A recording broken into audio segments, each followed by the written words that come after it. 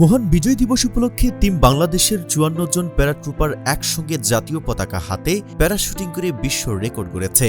এটি বিশ্বের বুকে সর্বাধিক পতাকা হাতে প্যারাশুটিং করার রেকর্ড।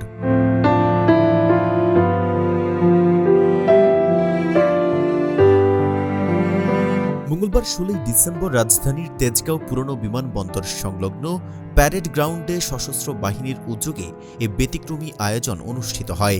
টিম বাংলাদেশের ৫৪ জন প্যারাট্রুপার প্রদর্শনীতে অংশ নেন। স্বাধীনতার ৫৪ বছর পূর্তি উপলক্ষে তারা জাতীয় পতাকা হাতে আকাশ থেকে অবতরণ করেন।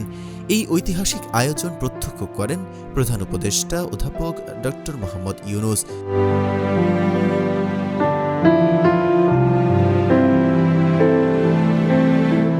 অনুষ্ঠানে সেনাবাহিনী, নৌবাহিনী ও বিমান বাহিনীর সমন্বয়ে ফ্লাইপাস্ট মহড়া অনুষ্ঠিত হয়।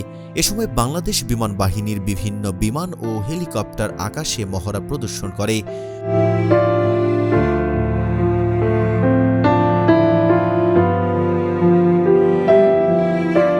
অন্যদিকে মহান বিজয় দিবস উপলক্ষে আয়োজিত এই এয়ার শো দেখতে ঢাকার তেজগাঁওয়ে পুরনো বিমানবন্দরে সাধারণ মানুষের ঢল নামে।